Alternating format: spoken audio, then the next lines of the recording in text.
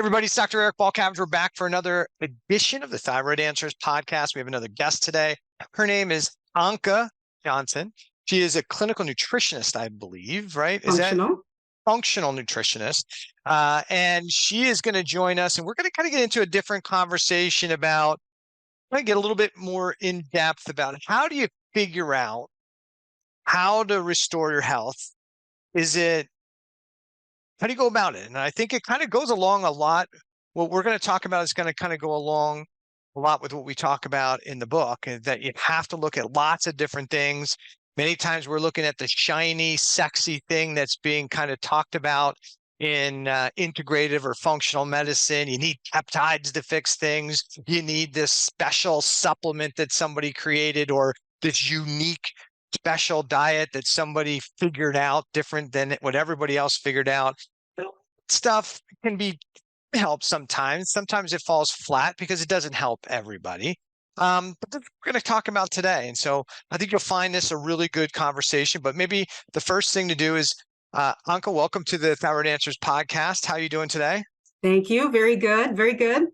So tell the people a little bit about you. Have you always been doing clinical nutrition, or is this something that you always had a passion for? Or is this something that came on something like a change in life, changing career, or because of your own health issues?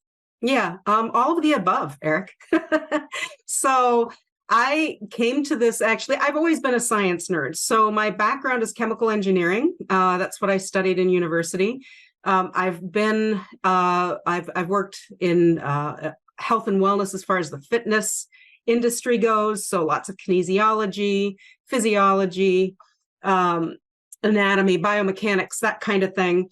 But I really came to functional nutrition because of my own health challenges. So I've always been a go-getter person, type A personality that we kind of label us as. And that caught up with me during my menopausal years. So I am in my last year of my 50s. And through that whole gauntlet, if you will, but getting through it was a lot harder than it should be. And I had a lot of symptoms that I think we look at from a societal standpoint as normal that are not normal. And they were pretty severe. So, I think things that so many people can relate to: hot flashes, digestive issues, no energy, that kind of thing. And so as I sought treatment for myself, I went to both the allopathic community and to the holistic community because that's who I am. And I do like to try a lot of things. And so I found that it was really difficult to get answers, and it was really difficult to get well. And so before the pandemic, this was not pandemic related, I was already on that route. I had decided that I need to take the bull by the horns and do this on my own, educate myself, because I really feel like empowering clients through education and through knowledge is the best gift that you can give somebody.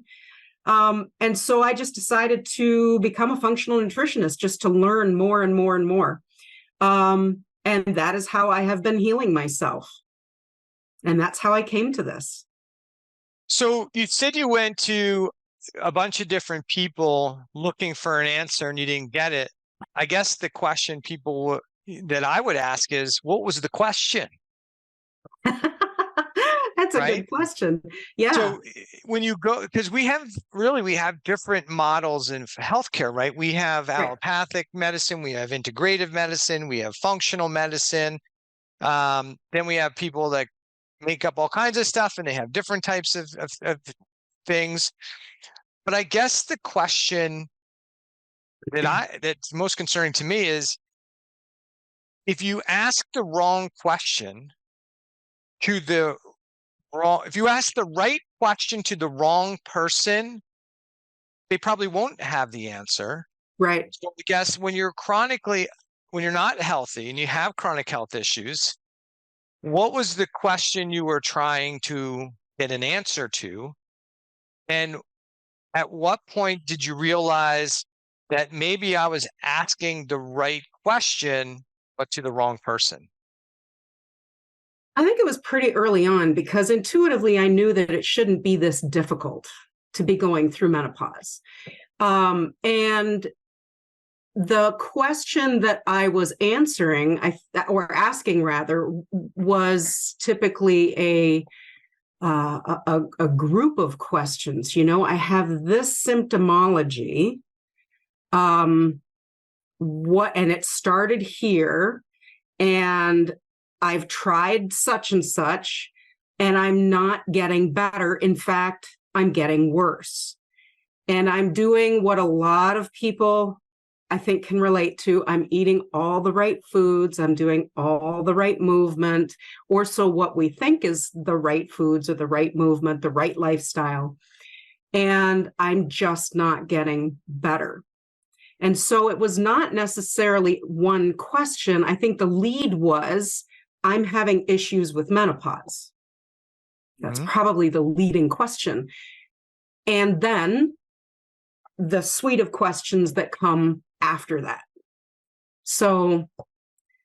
Right. So if you ask that question, and I'm going to kind of like, if somebody went to a traditional allopathic endocrinologist and said, I don't feel well on this medication, should we look at T3, free T3, inflammatory markers, what's happening at the cell level? It's the right question, but you're asking the wrong person. And they're going to say, of course not. You don't need to look at those. This is one marker is all we really need to look at. And this is all you need to do. So the challenge becomes, as a person who's who's new into maybe this different model of thinking about health, that it's not just we manage disease and illness, and we actually want to find out what's cause and how do we address that cause. Asking a traditional primary care endocrinologist, like, hey, I'm having these symptoms, and saying, hey, I'm having these symptoms, what can I do about it? You may not have gotten the answer you want. Answer one might have been, it's menopause, suck it up. That's just the way it is. That Everybody was the goes one. through it. Option, and then the second answer would be, you're older, you don't have enough hormones, and the solution is to give you the hormones, give you bioidentical hormones or other hormones to restore your hormone level to a 20-year-old, and that's optimal. And I don't think, you may have a different opinion, but to me, neither one of those answers is good, even though some people who listen to this may say, well, of course it's good. Why wouldn't I want to have the hormones of a 20-year-old? And my answer would be, because you're not 20, right? You're not having a baby anymore. There's reasons why the body naturally has high hormones and then they start to dissipate. So we have different phases of our life that we need high hormones and times that we don't. So is that the type of response that you got, maybe those two answers to that question, that then led you to even be, all right, I may have to, find a different person to ask the right question, and maybe the person I'm looking for isn't right here, and maybe I need to start trying to figure this out myself? Absolutely. So obviously the two questions that or two scenarios basically that you so well shared, those were both mine. And I went on both of those roads. So I think my defining moment was when my general practitioner did not refuse to do anything besides a TSH, even though I said, there's got to be something going on with my thyroid, because my whole thermoregulation system is completely out of whack. And the bioidentical hormones were the same thing. And so, or similar thing. And I did actually do bioidentical hormones for a couple of years, and just found that the roller coaster of doing those I don't want to say it was worse, but it definitely wasn't any better. And I didn't feel like, again, it was addressing what the root issue was, and nobody had looked at what the root issue was. So, not getting the testing done that I needed to get done, like you said, T3, T4, reverse T3, reverse T4, none of those were being done. Nothing was being done with with the other part of my endocrine system as far as adrenal glands. Nobody was looking at that, even though I had always stressed that, I'm this go, go, go, on the go person. I've had high chronic stress all of my life. Nobody looked at that background information, that lifestyle information, nor did they look at the nutrition palette that I was presenting to them when I shared with them, here's what I'm eating, here's how I feel when I eat this, here's what happens when I eat this. Isn't there a correlation to that? And so that's when I branched out to, I didn't even get an endocrinologist appointment, Eric. So I mean, I couldn't even get that. I fought with the healthcare system. I said, what if I pay for it by myself? Nope, not going to do it. So I went to Ayurvedic practitioners. I went to a naturopath. I went to a lot of different people. And at that time, so this was about 10 years ago, maybe a little bit longer. At that time, the functional and integrative world was not where it is today. And so it wasn't really something that I even looked to tap into, nor had anybody else shared that possibility of seeing somebody in that position. So it was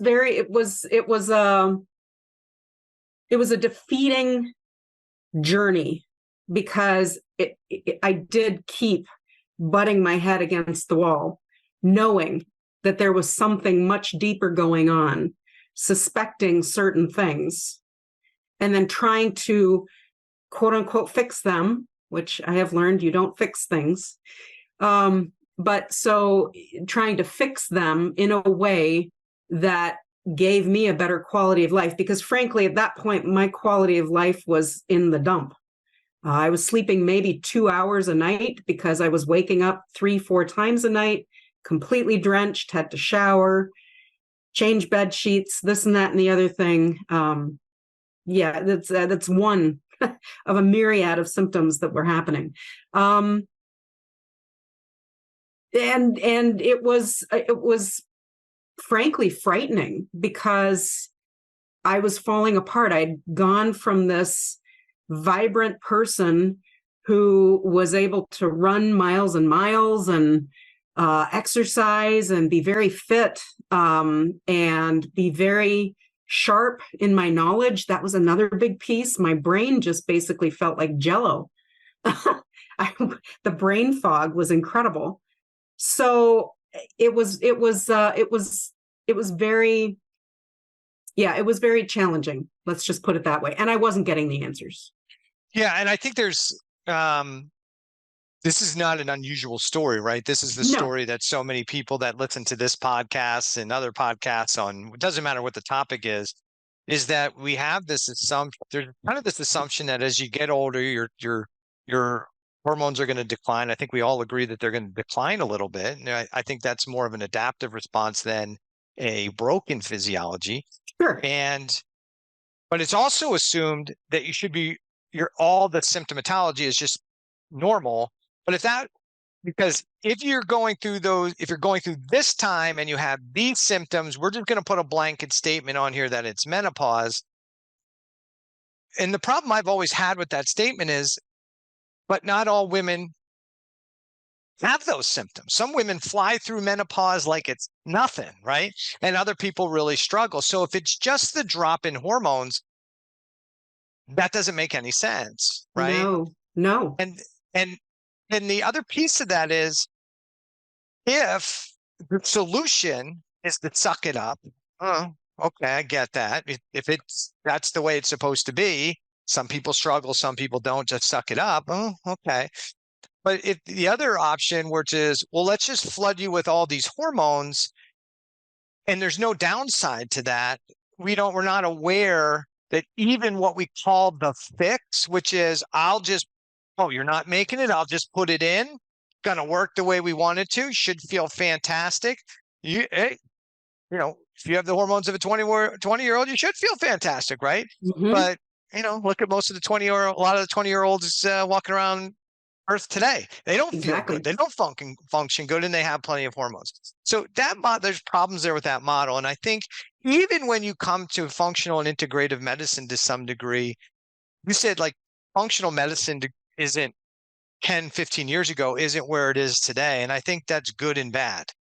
Because Mhm. what I think that's happened to integrative and functional medicine is that too many people are dragging allopathic philosophy into it, and it muddies the water of what it should be. And then even when someone like you goes to ask the question to somebody in a functional medicine space who you're assuming has going to have a different answer or the right answer, you get the same response, which is we're gonna just gonna give you drugs, or we're gonna give you different drugs than they would use. Those hormones, they're not bioidentical. These are bioidentical, they're better. Or we're just gonna load you with lots and lots of supplements, and that'll fix it. And neither of those typically works for a lot of people. Sure, you feel better maybe short term, but you haven't ever really addressed the root issue, right? No, no. And it's funny that you meant, you've been around the block, Eric, I can tell, because Listen, you don't have to point out my age, right? So, but we're not but that far off from no, age. no, but what you are sharing is so true. The thing that always had me question everything that was going on, the bioidentical hormones, the supplements. I was taking handfuls of supplements, and I thought, if I'm eating the way that I'm eating, which was very, very mindful and very, very clean and good and all the things, and I'm taking all of these supplements, something should be happening. Something should be getting better, right? Something should be getting through. And that was a big key, because I had digestive issues ever since I was, as far as my mom shared with me, that I was born. And so I was like, there's got to be an absorption issue. There's got to be something going on from a cellular level where I'm not getting what I'm supposed to be getting into the cells.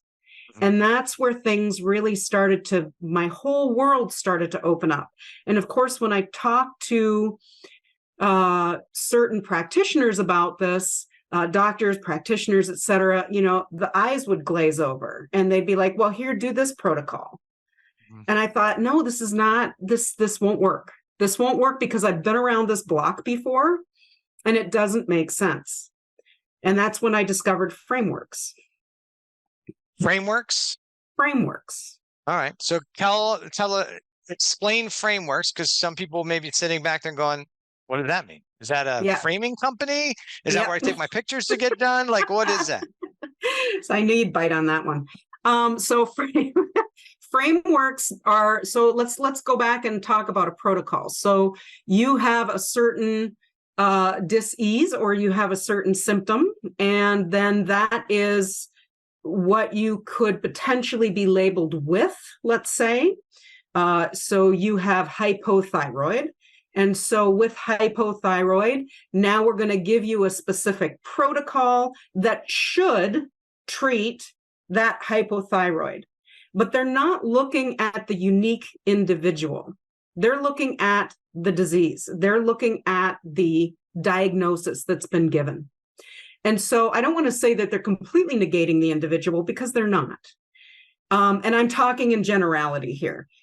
But what they are saying is that if you have A disease, then B is the protocol that we're going to do. So a framework is much different. A framework takes into account all of the different systems in your body. So your digestive system, your nervous system, your endocrine system, all the different systems. And it looks at those systems from the lens of what really is going on in there. What is actually happening with your body and those systems. And how are they interacting with each other? Which systems are lacking?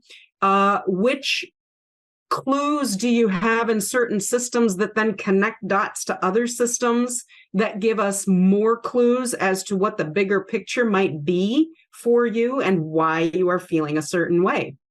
And when you start looking at it from that perspective, you're able to start helping that individual and their body and their systems in a completely different manner.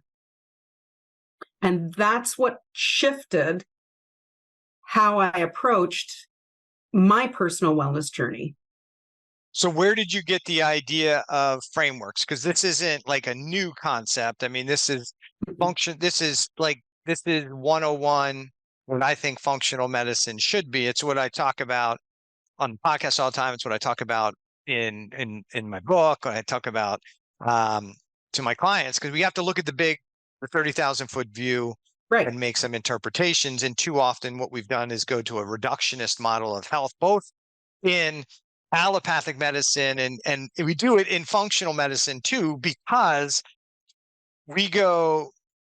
if the person gets diagnosed as irritable bowel syndrome in an allopathic world, they're going to get put on some medications to manage the constipation, the diarrhea, or the mixed symptomatology. If they have high blood pressure, they're getting one of 3 or 4 blood pressure medications. If they have high cholesterol, we're suppressing the cholesterol. We're treating, here's the diagnosis, here's the drug. But we do the same thing in functional medicine to some degree as well, right? We go to somebody has GI symptoms, and maybe we do or don't run a GI test, and that person, they went to X conference or X seminar put on by X company, and now they go, okay, here's my 30-day GI protocol. I give these things to everybody. It fixes everybody's GI tract, right?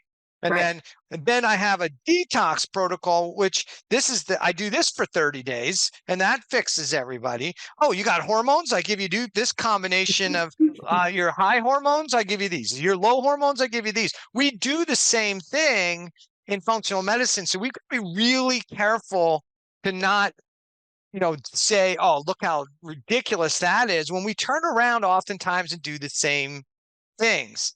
And so it's not that I'm against protocols, because I think it's a great place for somebody to start and learn, but we have to evaluate the physiology like it's a spider web, right? And say, okay, how can I pull on this physiology to have the biggest impact on the web, right? If I pull on this little corner of the web over here, I may not really impact the full web, but if I can hone in and say, okay, this strategy is going to have the biggest impact, and let's kind of sit back and see how everything changes, versus you got a hormone issue, you got a gut issue, you got an adrenal issue, you got a thyroid issue. I'm going to give you all of that stuff today and slap everything in and expect that it's all going to work a certain way, right? So where did you get the concept of this word or philosophy of frameworks from? Well, and I think that's why I loved your analogy. I don't know, your example of the web, the spider's web, and you just touch the one corner, and when you touch that one corner, the whole web moves in a different way, but you're affecting that whole web. So I learned all of this through, or I should say most of this, through Andrea Nakayama. Sorry, Andrea Nakayama. And she is the founder and owner of the business that I did my certification through, my functional nutrition certification. You know her. I think you've done a podcast with her, if not one, maybe two. But she is, and she's had her own. Obviously, she, as we all do, has her own story as to how she got to where she got to. And so she teaches this concept of frameworks.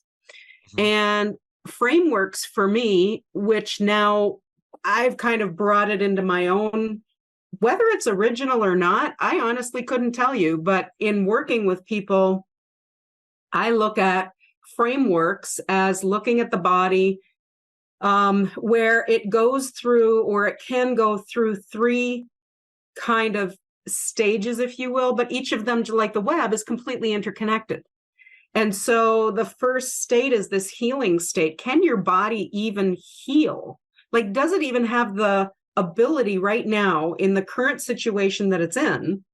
Does it have the most optimal environment and things to be able to heal? And then the next is this rhythm of resilience. So, for myself, when I was in this menopausal mess, my resilience had gone down to zero. I had no resilience left. I was getting sick all the time when I never used to get sick. And I couldn't bounce back. I would work for a week. I was actually working with horses and equestrians. That was my job at the time. And I would be done working, and I would be completely exhausted. And then that last piece is this, looking towards what is the target goal. So I think something common that everybody can relate to is weight loss. And so, if you've got this thinking cap on that just says, well, gee, I gained 20 pounds in menopause, or 30 pounds, or 50 pounds, and I just got to get the weight off, you completely negate the potential for looking at what is the healing state in your body, what is this rhythm of resilience, and how does this actually help me to get to my target goal? And so this is the framework. We look at all of the different pieces, all of the different systems, and I look at it from this perspective of, what is your body telling us? What is your entire whole body system telling us?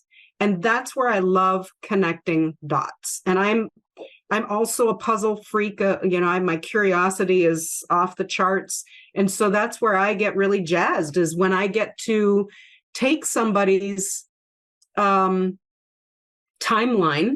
as far as what's been going on with them all of their lives, and look into all of the different little dark little crevices that nobody else has looked into, and start to connect the dots and look at that web. I love that in your book. Look at that web. Yeah, I think for the people who are listening, kind of hear some of this stuff, and we'll dig into it a little bit more, but there's two real key things there I think are really important. One is, we often don't pay attention to our past to see how it influences our current, our present. And sometimes we spend too much time focused on the past, and let it change and drive our current state. So what do I mean by that?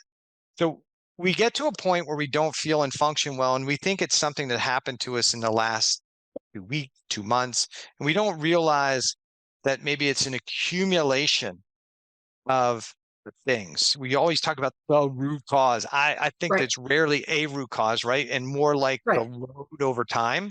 And so that's where, when Anke's talking about that health history, that health timeline, it's like one of the most important pieces of information that somebody can provide me, Anke, or whoever you're working with, because we can start to see what created the load that drove this kind of stress response in your physiology. So I think if you're meeting with a clinician, a practitioner, and they're not really overly concerned about your health timeline, your story, how you got here, I don't care what the name is in front of, what the initials are at the end of their name, they're not doing what I believe is a functional medicine approach, because all of those things matter. If you're going to them, they say, I'm a functional medicine practitioner, I got hormone issues. Great.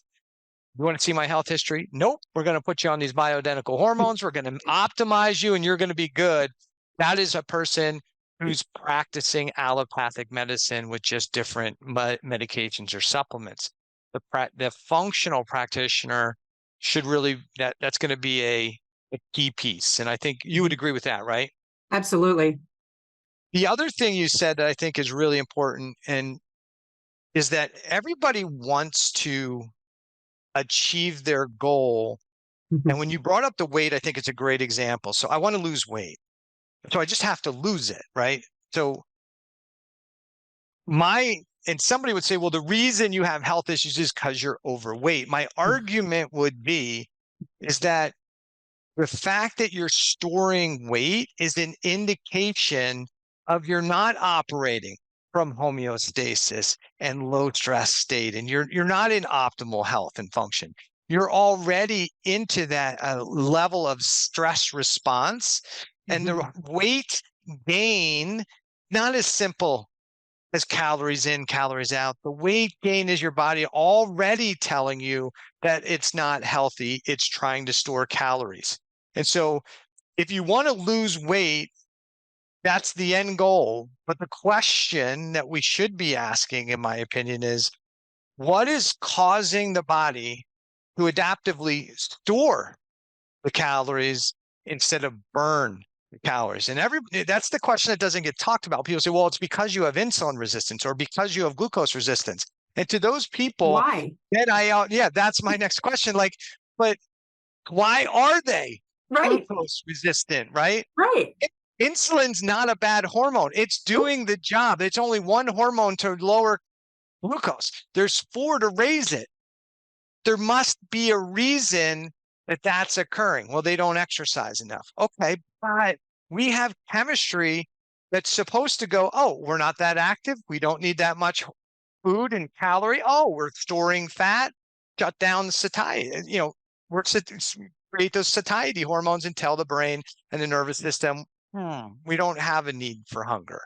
And so there's a system in place. It's called your metabolism that's set to run based on storing fat, not storing fat, more calories needed, less calories needed, that runs this beautiful orchestra that is our physiology.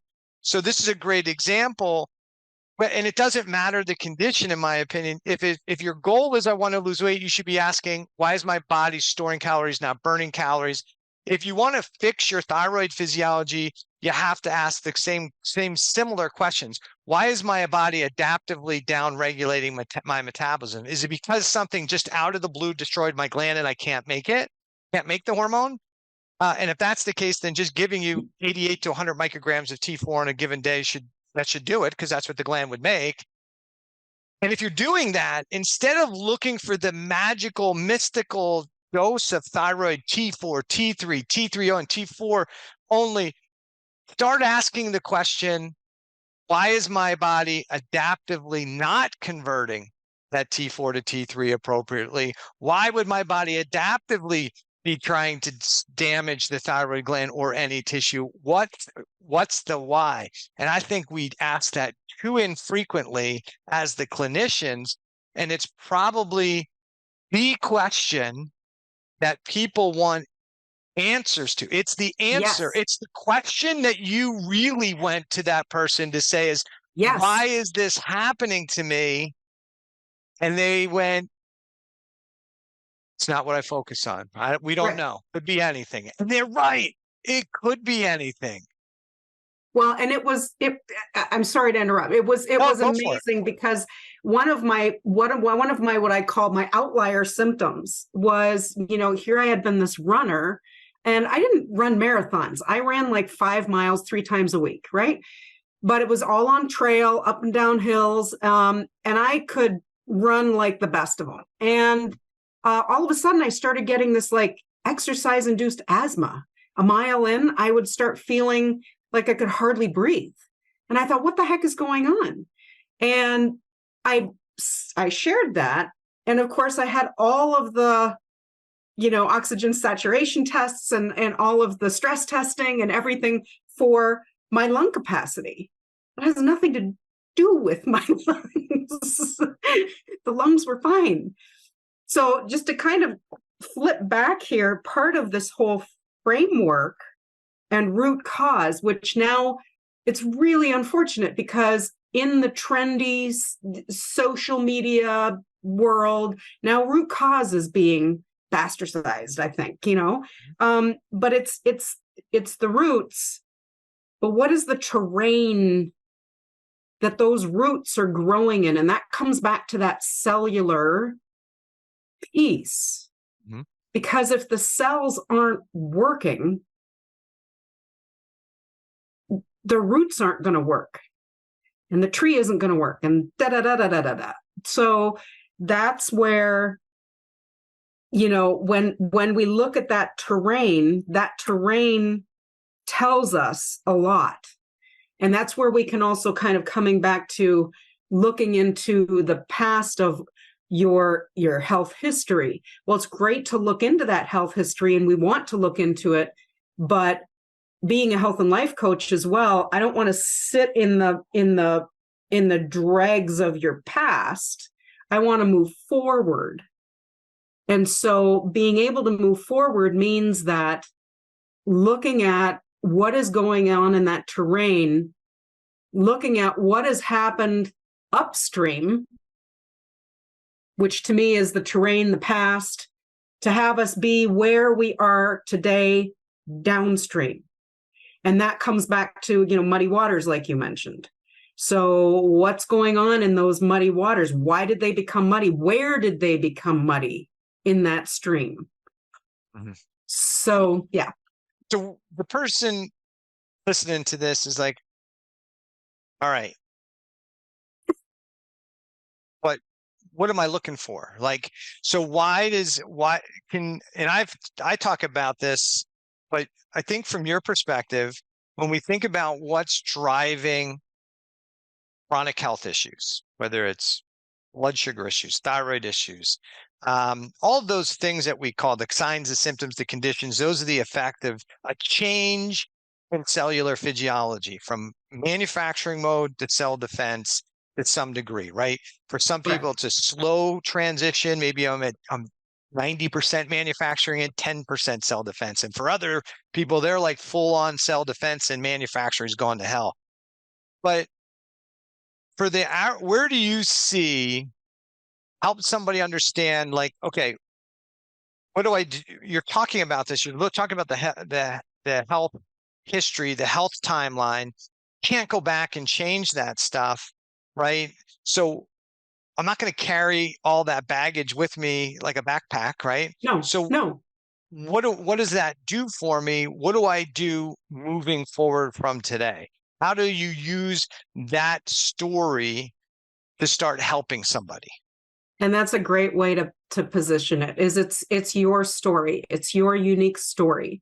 And so that story gives us a ton of information that we can then pull together and say, okay, so, you know, you and I talked about from this cellular perspective. Well, so when we start to look at that and we start to look at all the other information that we've gathered, and that's where that whole framework, that whole timeline, all of this information gathering is key. And this is really where I feel like the defining difference is. We get to look at, again, all of the different systems and how they are working. And so when we're looking at that, we get to look at, do we need to look at detoxification systems in the body insofar as how they are working? And so something that I typically see is that the people that are coming to me are people typically that have had long-term issues. They are people like myself. It's just the people that I've been attracting. And so it is oftentimes, not that I'm putting a label on it, but their liver is so congested, is so, needs so much help and so much love to be able to start working properly again. And if we think about all the different functions of the liver, then we're connecting that with everything that we start to look at as far as how the hormones are working, how the nutrients are being absorbed and are being distributed in the body and used. And that doesn't even start to cover, some of the other detoxification systems in our body, like our skin and our lungs, our kidneys. So when we start to look at things from that perspective, it makes creating a framework for that person not a protocol, because a protocol is more attached to, that diagnosis per se. And I can't diagnose, I can't prescribe, I can't diagnose. But what I can do is work with other people's wellness teams, and then the information that I gather, and I can deduce what next steps are going to be the best steps for that person to take. So if their liver is not, for example, if their liver is congested and is not working well, if they've been diagnosed with oh my gosh, I'm having a brain fart. Non-fatty liver disease, non-alcoholic fatty liver disease. Non-alcoholic, thank you. Non-alcoholic fatty liver disease, which is becoming more and more prevalent. I'm seeing that in some of my clients' diagnosis these days. The first thing we're going to do is we're going to help that body be able to just detoxify the things that are in there and that are trying to get out, but also the things that are trying to get back into the cells. Does that answer your question?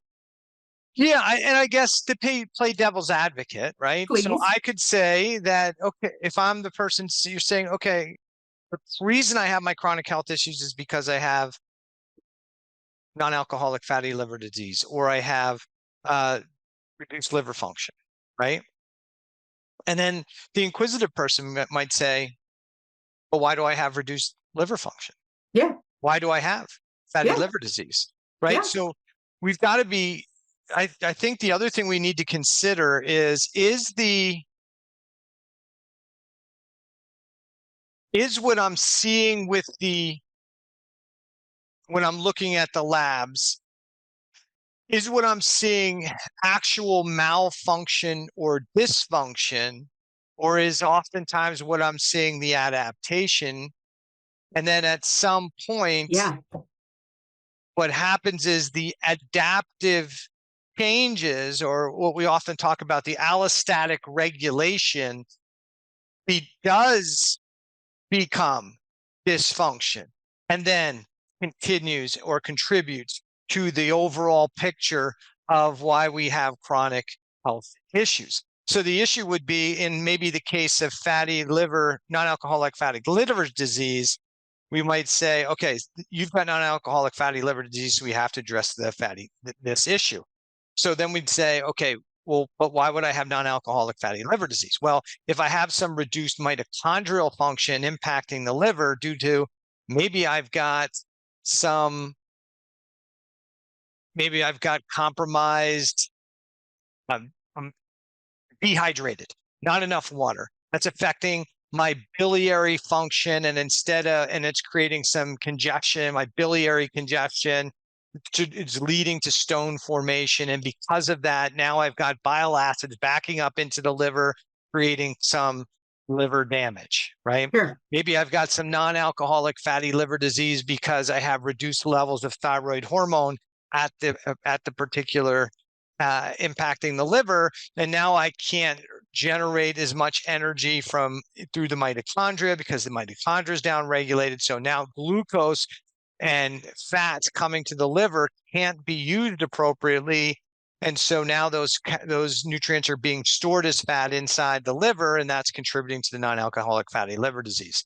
Right. So those are the things that we look at, the dysfunctions, right, or the changes in chemistry. That's where we, as the astute clinicians, need to say, at least from my perspective, I'll look at that health history, the health timeline, the signs and symptoms, the labs, and say, okay, what are the most likely stressors that are impacting this person, right? Is it physical, Absolutely. chemical? Is it emotional? Is it microbial? Is it trauma? And given the time frame, this person's now been in this adaptive mode for an extended period of time. This blood sugar glucose dysregulation, this pre-diabetes, may be leading to problems. Or I may look at that blood sugar dysregulation, pre-diabetic or diabetic, and say, you know what? I don't really need to address that. What I need to address is make sure calorically and macro-wise, I've got them in the right place for their height, their weight, their age, their activity level. And then two, identify the things that would cause the glucose resistance in the first place. And no, it's not just as simple as just give them T3. It Right. is, what are those factors that would cause a cell to say, listen, we're not bringing glucose in because we've got a bacteria, we've got a virus, we've got an emotional trauma, we've got hypoxia, we've got other things. And so that's the thing that becomes the tricky piece. I don't disagree with you really at all, but I think for the listener, what I want to make sure is, because what happens, I think, is that we get a lot of people that go, oh, what I heard Anke saying is Yeah. that my liver's the issue. And if I just do some liver cleanses, I'm going to be good. And I don't think that's what you're saying, right? No, not at all. Not at all. That was a general example. And what you shared is exactly right. And that's where we look at and gather. That's why gathering all of that information is so vital, to be able to understand which systems are we going to get excited about, and which things, dysfunction systems, are we not going to get so excited about because we feel that they are not the primary challenge that this person has. So in the example that I gave, think about, and I think this example has been used a lot, but think about a car engine. If the car engine is completely gunked up with oil, old oil, it's just not going to run right. Is it the problem of the car engine that's why it's gunked up with oil? Probably not, but it's resulting in that. And because of that, that engine isn't running optimally. So if we start to clean up that piece of it, is it going to help us figure out, with the other information that we have, why that ended up getting all completely gunked up? Absolutely. And is the engine going to run a little bit better? Probably. And so, part of the things that I look at is we want to look at some or the way that I look at things, I want to look at some very simple things. I want to look at how that person is sleeping. I want to look at how that person's digestive system is working. Are they pooping? Oh my gosh, I have this here for levity beside my desk, because that is so much of what I do, is helping people to regulate their digestive system so they actually have a decent bowel movement at least once a day.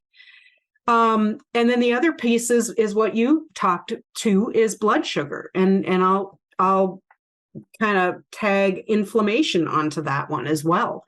And so if we know that the body is struggling with any of those pieces, then we know that we have to work around not work around. We have to work on those pieces in order for the rest of the body to be able to really reveal to us what is actually going on.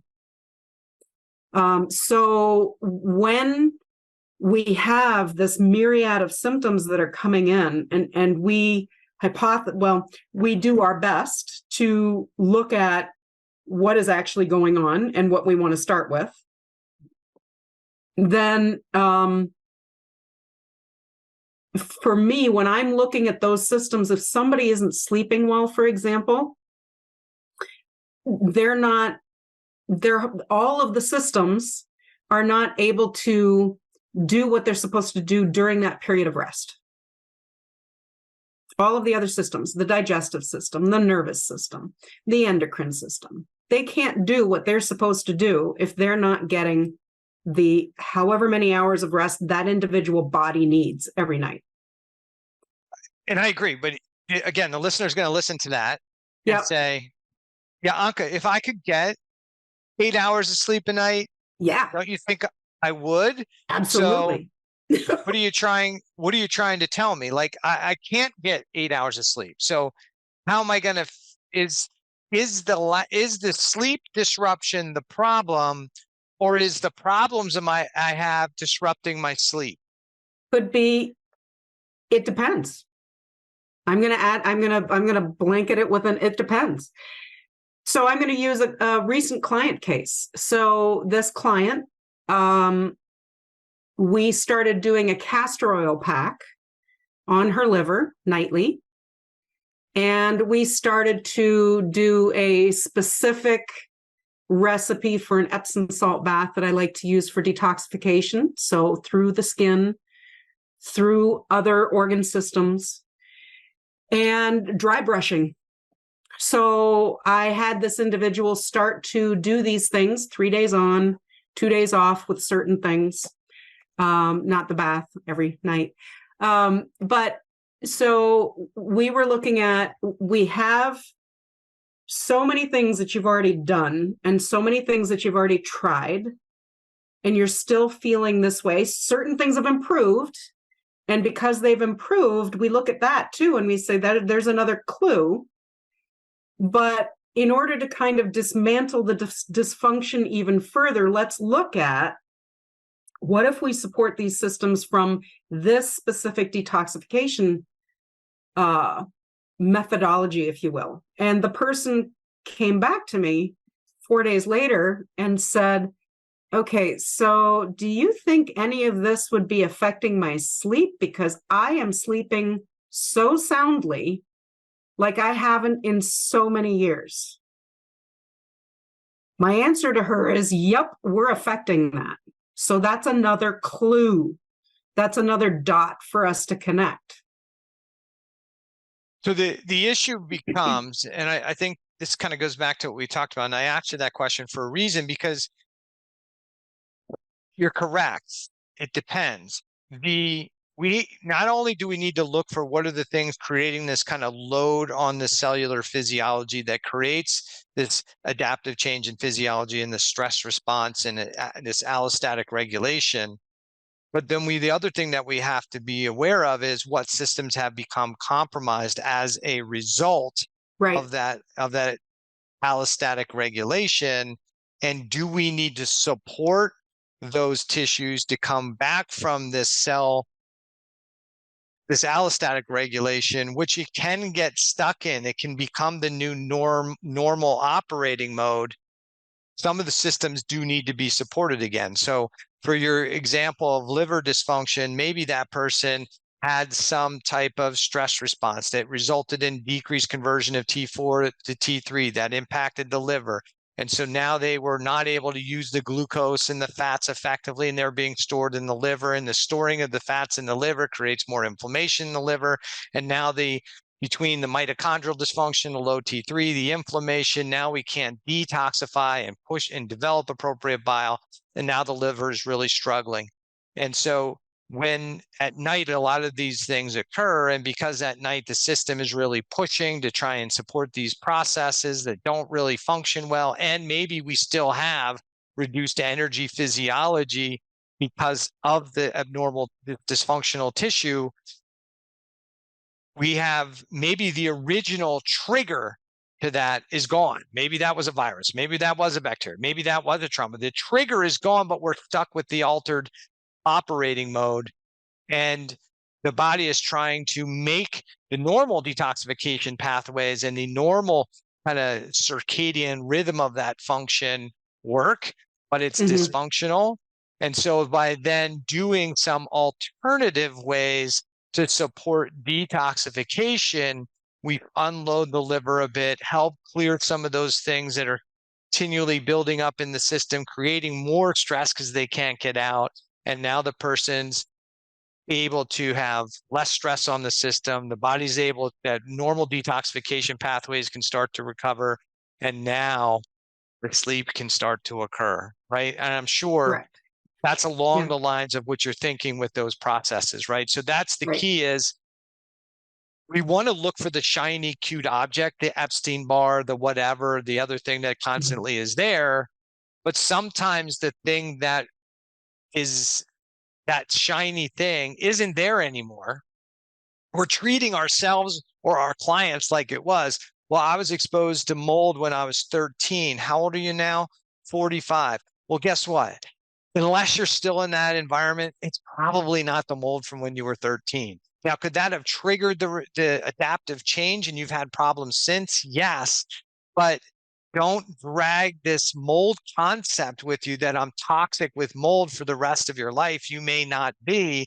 What you Right. might have is just the adaptive response. Does Right. that make sense?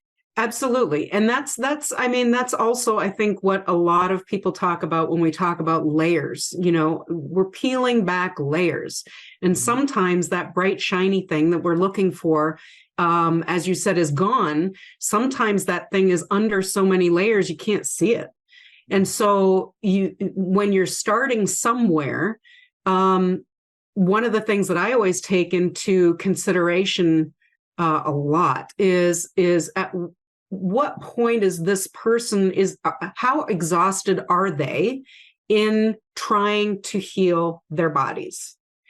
Because they've already been around the block, they've already done a lot of things. Like I said, most of the people that I see have had issues for a while, and they've already gone to several practitioners. They're still feeling a degree of being unwell, and so we want to make it a process. I don't know if process is the best word, but we want to be able to help that person move forward, find some success, see some relief so that they can actually have the energy to keep moving forward mentally, emotionally, physically. Because that's another big piece is if you're exhausted from doing something, and I certainly was, I had gotten to the point where I was like, you know what? I just don't stinking care anymore. I just don't care. I've done so many things. I've spent so much money, so much time. It has, it has been the in the forefront of my mind for so long. I guess, maybe do I need to just pack it in and say this is the way it's going to be? And fortunately I didn't. So, but that's I take that into consideration because there is that mental and emotional piece that we have to also, as people who are healers, help other people move around. Yeah, and I think one of those things that becomes really important from our standpoint is to make sure our languaging is good. I mean, we use some, I think, bad languaging at times, like your immune system is attacking you. You have an Oh, autoimmune condition where your immune system has forgotten that that's your own tissue. I think that makes getting better like almost impossible for people. If you have an immune system that's out of control, why would it get better? If you have an immune system that doesn't recognize your own tissues anymore, and it's because it's lost awareness, I think that how am I going to get better? Right. Well, you need to change your mhm. diet. You need to change your lifestyle. But if my immune system is dysregulated, out of control, and identifies myself as foreign, that's a losing proposition. Why would I want to then also change the things in my life that give me some joy? Right, Right. And so I think right. we have to be careful with languaging and say, and I think talking to people from a perspective that you're not broken, your physiology is not broken, your body's adapting. At some point, if you stay in that mode, sure, tissues break down. We do see disease and dysfunction. We see disease, but if we can address this, what's triggering this shift in physiology, reduce it, eliminate it, and then support the recovery of tissues that may have become dysfunctional, then we can get you back to a more optimal state of health. And that gives people hope from that perspective versus it's all about immune system that's out of control. Your immune system's attacking you. It's idiopathic, and the solution is always in a bottle, right? We're Correct, just going to have to manage it. So, correct. where do you, where do you think a person needs to start if they're in chronic stress? Where do they need to start to recover a higher state of health? I really feel like, I mean, that is a big, it depends. I think one of the biggest pieces is mindset, like you were just talking about. So from our perspective, bringing empathy, a huge dose of empathy into the conversation around our languaging, as you had talked about, and also looking at the perspective of, you didn't get to where you are today in a typically in a short period of time. So with your mindset, think about it as you are not, like you said, you are not broken. And that is something that I share with people all the time. You're not broken, so I can't fix you. I'm not going to fix you because there's nothing to fix. You're not broken. And with that, we are going to not put an end place time period to this healing, because we don't know how long it's going to take for your body to go from feeling more in a dysfunctional manner and working more dysfunctionally to a manner where you are feeling better and things are working the way that they should be. And so, or that your body innately knows is a better way to be working, so to create better health. And so having that mindset of not having an end goal and knowing that it could take X amount of time. So is it a month? I don't know. Is it a year? I don't know. I can't tell you that. But if you go into the mentality that we have in society today, where we have all of these bright, shiny objects and all of these trends that we flow in and out of constantly, these trends are the things that bring us into that mental capacity where we think, well, Susie Q just, lost her 30 pounds of menopause weight in 10 days. I should be able to do it too. If I have this brew that she just had, like you said, in the bottle, that mentality has to change. And we not empathically, we have to use a lot of empathy around helping people shift that mindset. I think that's key. Okay. So we've got the person, they've got their emotional baggage, they're struggling with their internal conversation, and you start working on that process so they believe they can get well, right? That's a big start. And then where do we go next? Next is that whole piece that we've been talking about. So which dots make the most sense that have connected? Which dots make the most sense for us to pursue? So we look at, I can't say that it's going to be clearing detoxification pathways, because that might not be the right thing to do for that particular individual. But it's more that piece of which systems are giving us kind of the indication that they are the ones that require the initial attention.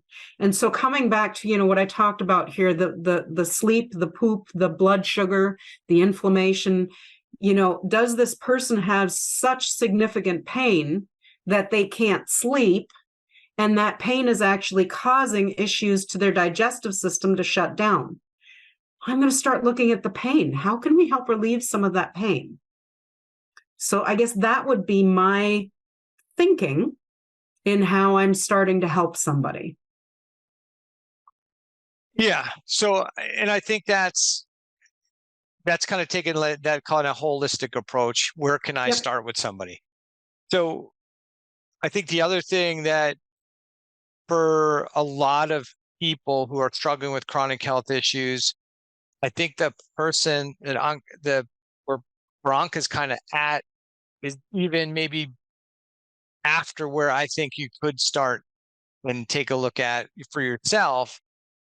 Sometimes it's easy to take a look at yourself and what's going on. Other times it's hard to be objective. But the things that we can start to take a look at is kind of do a self-inventory of your habits, your behaviors, your diet, your nutrition, your sleep habits, your respiratory habits and behaviors, what we call your respiratory fitness, your emotional fitness we talked about, your environmental fitness. What am I putting on myself? What's the environment I live in? Yeah.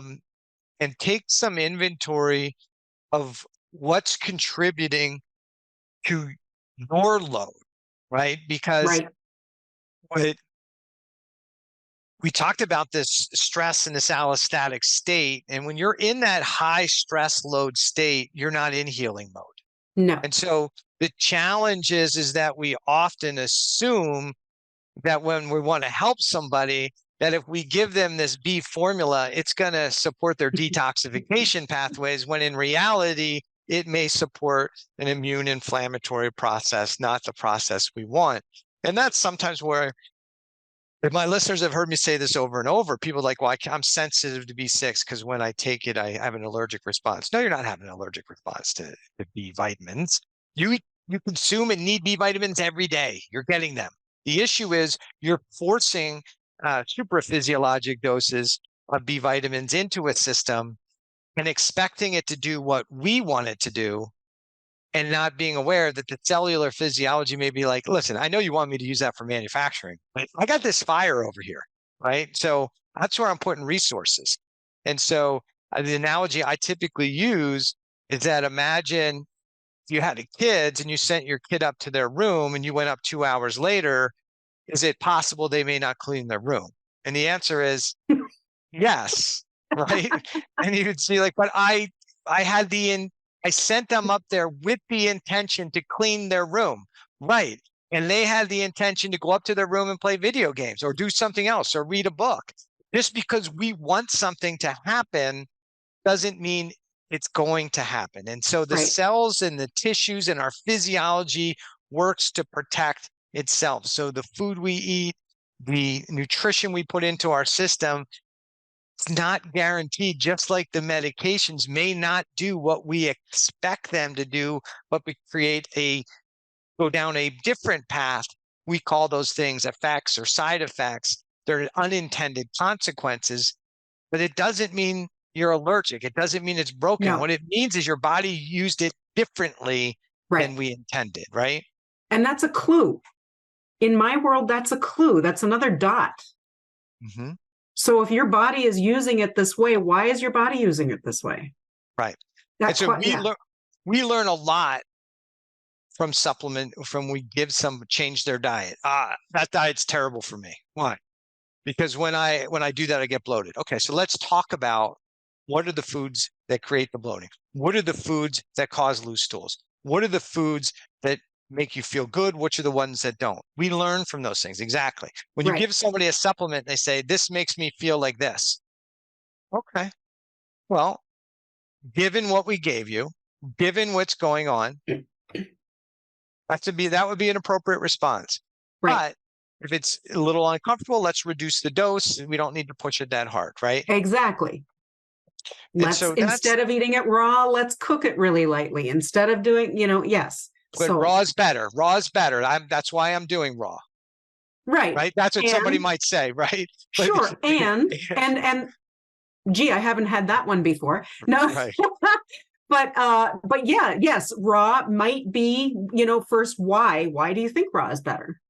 Right. What makes you think raw is better? What have you heard? And maybe you don't have the acids and enzymes to break that down in that. I was just going to say, right? But your body can't work with that right now. So let's give it something that it can work with that is as optimal as possible. So if we lightly cook that vegetable for just 5 minutes or so and try it then and see how your body responds to it then. Let's give it a try. Let's see what your body says. Because ultimately that's the best sounding board that we have, is how is your body responding to some of these things?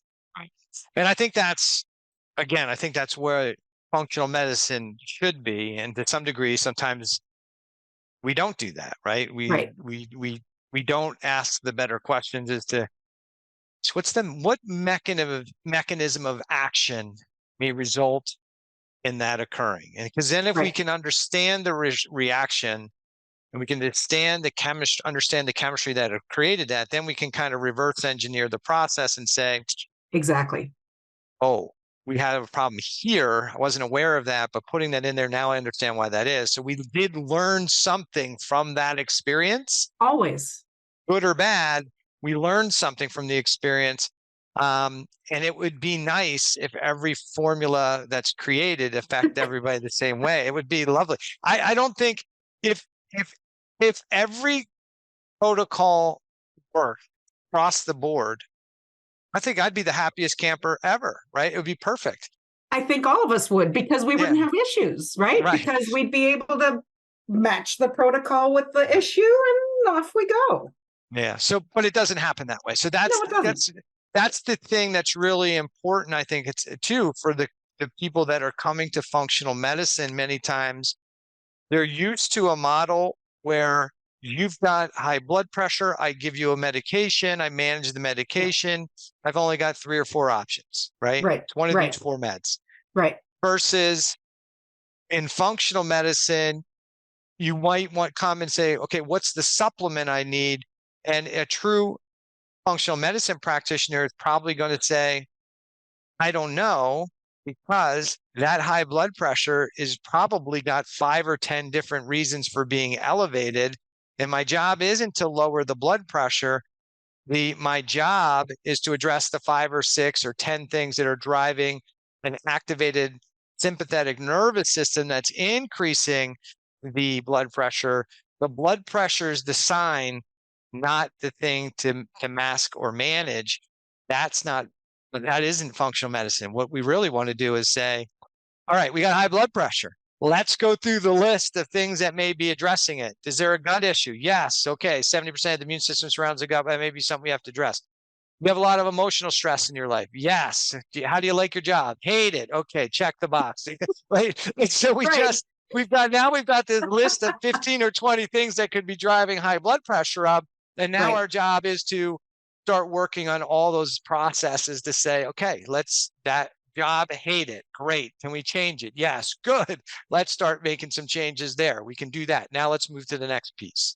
And that is the gap that I fill a lot of times between the client and the physician or the functional medicine doctor or the naturopath, because they don't typically have the time and often the training to be able to help that person make that change. So there's a lot of lifestyle change. There's a lot of mindset that has to change in order for that person to be able to address the issues that we just uncovered, those 5, 10, 15 issues. And so that's where, I became a board certified health and life coach first back in 2006, before it was sexy, before anybody else had done it. In fact, I was one of like 3 on the internet at that time who had businesses. And so being able to help people around the pushback that they may have on making some of those lifestyle changes. For instance, again, a client who has triplets and is a single parent, and this client says, I have no idea how to be able to handle the stressors and the workload and this and that and the other thing. It's an impossible task. Being able to help that person see that it's not impossible, that there are options. They may not be optimal as far as what, again, Susie Q might be doing, who has one child and has a viable marriage going on, a good marriage going on. But again, it's being able to help people not only see what they could possibly do to help their situation, but then to actually help them through the process of making the changes. And as we know, nobody really likes change. Nobody likes to pivot. COVID was great for that. to help us to better understand A, that we've got to pivot, but B, how might we pivot and that kind of thing. So anyway, so that kind of, to me, brings in that whole piece of the difference between approaching illness or dysfunction in one way and approaching it in another, which is the way that I look at helping people move through their changes and find their health, find their wellness again. So let's kind of finish off with, how do we make change easier, faster, simpler? Now, as I say that, that's a whole other podcast, Eric. Yeah, but the issue is that it becomes, this is the thing, we get comfortable in our uncomfortableness, right? Absolutely. And that when people say, why wouldn't they change what they're doing? It's not that hard to do it. And I'm like, because when you're uncomfortable, at least you know what you know. And when you have to change, you don't know what's out there. I don't know how this is going to affect my health, my life, my whatever. I know this. It might not be the best, but it's like my little chronic illness whoopee blanket that I can kind of wrap around myself, and I can identify myself. And I've got this tribe of other people that complain with me, and at least I'm with people, maybe, or maybe they're just uncertain as to what else could go on. I'm a 50, my thought process is 50% of the time I'm probably going to be right. 50% of the time I'm going to be wrong. So just make a decision and move forward. And whatever decision it was, as long as I learn the lessons from it, it's going to be good. Yeah. But not everybody can do that. No. So maybe to end this, because we could spend a whole podcast talking about it. Let's do it. What's a 3-step process that somebody could use to start making changes and sticking with them? It's so hard to change your diet. Well, not really. You just buy different food, right? So like, what would you give somebody 3 key steps or tools to be able to start improving their health by making the changes that they already realize they need to make? Change their relationship, change their diet, change their exercise routine, change their use of alcohol or drugs. Give us 3 tips to finish. Okay, super. So I think the first is what I coined a long time ago: ridiculously small, no-fail goals. So when we look at how long have we been trying to change, and I'm never good with these cameras. Okay, here we go. So if this is my timeline of change, and I've been trying to change for 3 years, right? And I've been trying to make this change. I just love these carbohydrates. I love eating snacky things. I know they're not good for me. They make me feel like crap, but I still eat them. How do I change that? Well, there's certain things we can do, but with these small steps, if you've been trying to do this for 3 years, let's go back, and you've had an all or nothing approach, let's say. Mm-hmm. Let's go back and let's say for this week, all I want you to do is contemplate and think about, well, what other things might you want to eat outside of the donuts? What other things might there be? And so the next week we look at, okay, so now I want you to go to the grocery store, and I want you to look at and see if you can find some of those things that you might be available for you. And so what that does is it sets up a system where they're so ridiculously small, these little goals, that you achieve them and you accomplish them, and you feel like you've actually won doing something.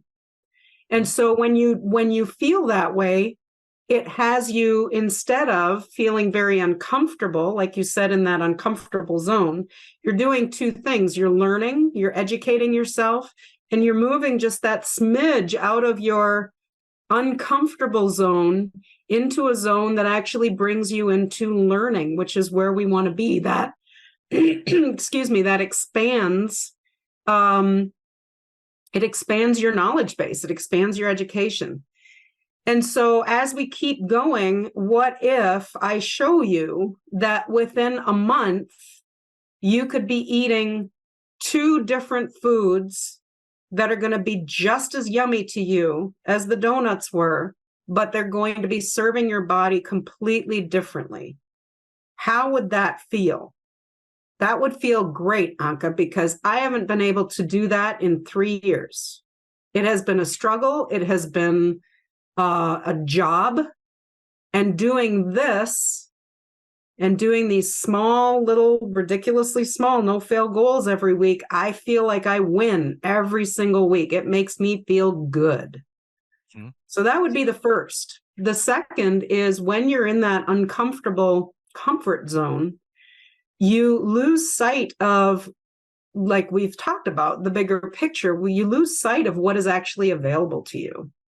And so it's that education process of looking beyond where you are today and being able to understand, for example, gluten-free foods or non-dairy foods. I happen to be gluten-free, dairy-free, egg-free. My body doesn't like those things. So in the present, that's what I'm at. But when I first started that over 10 years ago, there were very few products that I could go commercially and buy that were gluten-free, egg-free, dairy-free. Now there's a whole bunch of them, but so many people don't even know they exist. And so educating yourself around and becoming more aware of what is actually available to you, broadening the lens of what you actually might be able to have to feel better, that's the second piece. And then the third one is we've got the fear of the unknown, and that often is enough to stop people it literally stops people in their tracks. And so if we can step into and better understand what somebody else might be doing. So there's support systems and groups and things like that. If you can step into and again, learn a little bit more about some of the things that you might be afraid of, and you might even have to determine what is it that you're afraid of, because you might not even know. So looking into what certain things do you feel are stopping you from moving forward because there's a fear around it. And those 3 things will help people to really start to make a difference in their ability to move forward with whatever it is that we're doing. Okay. So from what I heard, I'll summarize this. Yeah. Right. So one I heard is small win success, right? Create small wins, right? 2 was spend some time thinking about swaps. This is the thing I like. What's available that I could swap for that, right? Yeah. Yeah. And 3, fear of the unknown. Yeah. And then starting to understand and starting to ask yourself, why is that thing causing the unknown? I would even switch that a little bit more and go from fear of unknown, to pop, which is possible. What's possible?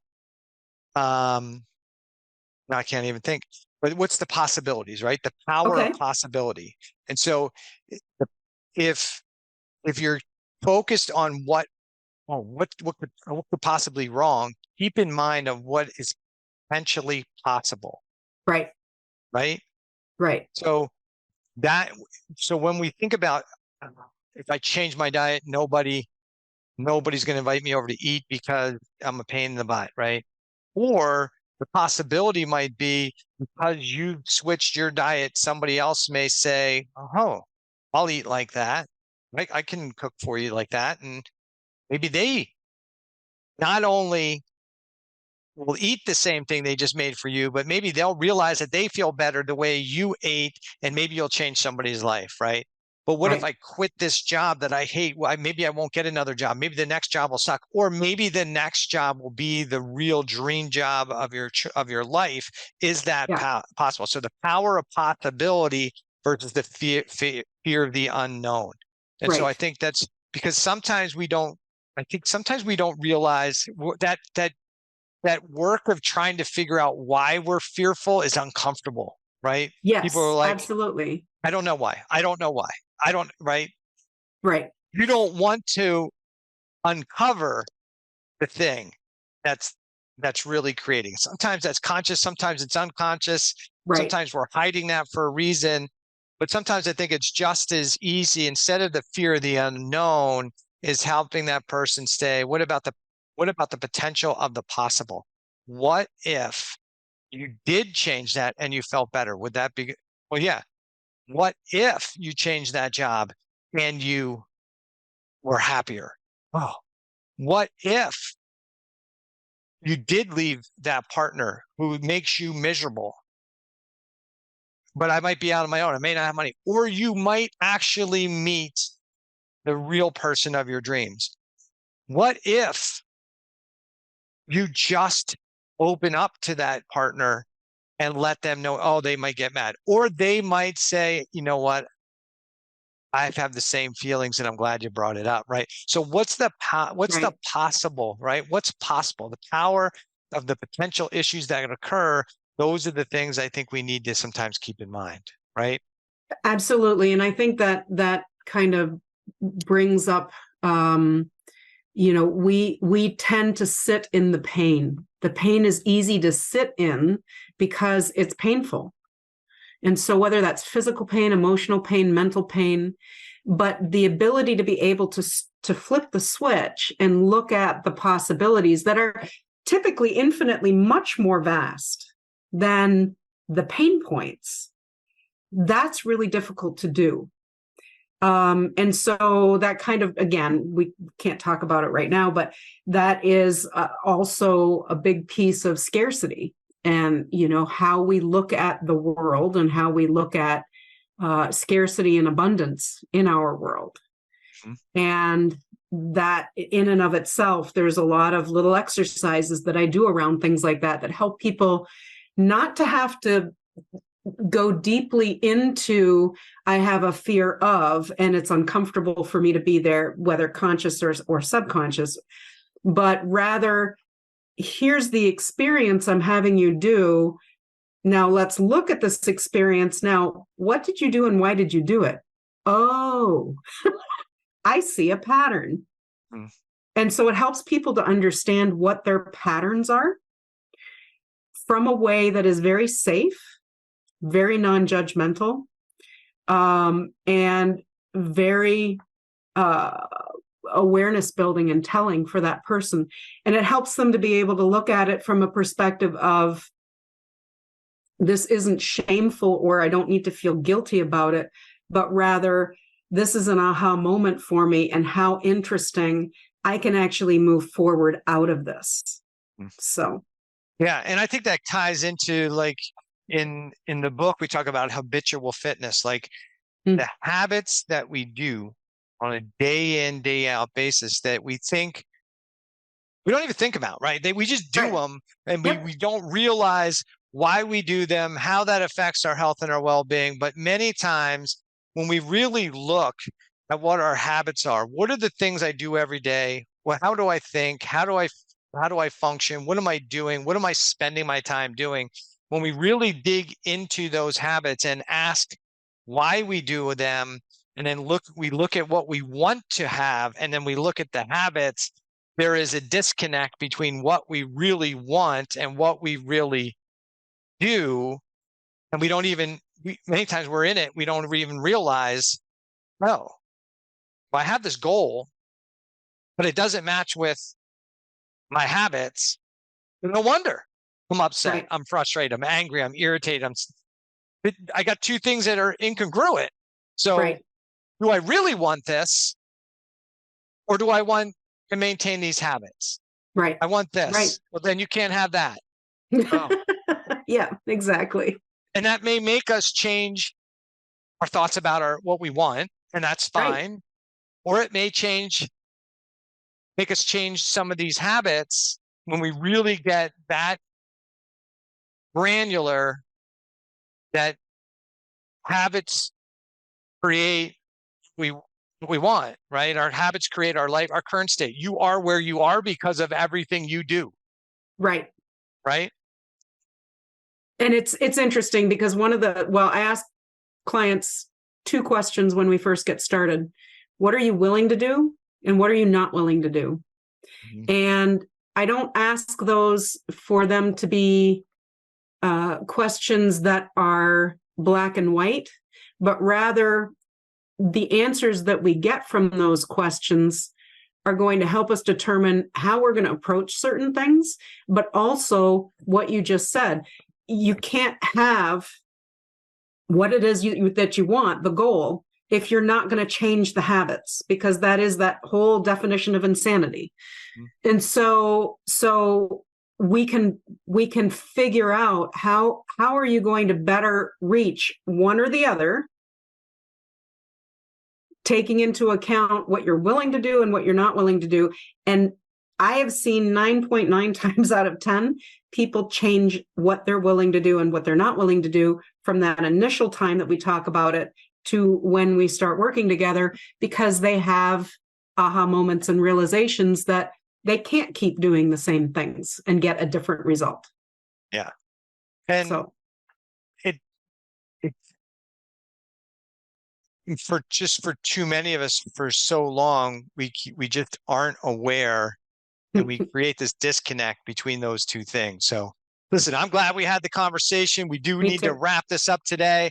So give the listeners some idea, if they want to learn more about you and what you do, where can they find you? They can find me. The easiest place to find me is on my website, which is all spelled out in letters. There are no numbers.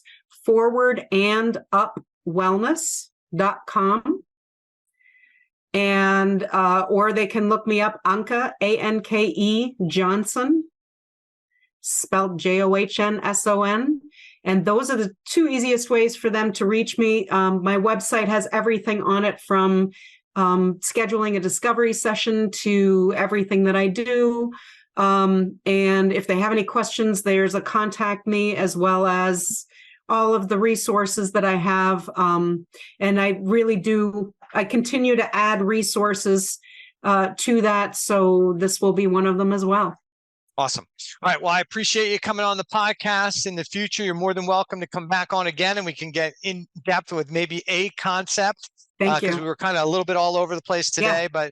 But for the listeners, share this with friends and family. As always, even though it is the Thyroid Answers podcast, we don't talk just about thyroid physio on this podcast. We talk about really it's general concepts about health and getting well and well-being. And so share it with friends, families. And if you're looking for somebody to be that gap between you and maybe your practitioner, your provider, the person that's looking at all the labs and the studies, and you need more hand holding and more guidance, maybe give Anke a little shout out and see what she can do to help you. All right, Anke, very much. Thanks so much for coming on, and we'll talk again soon. Okay. Thank you, Eric. Take care.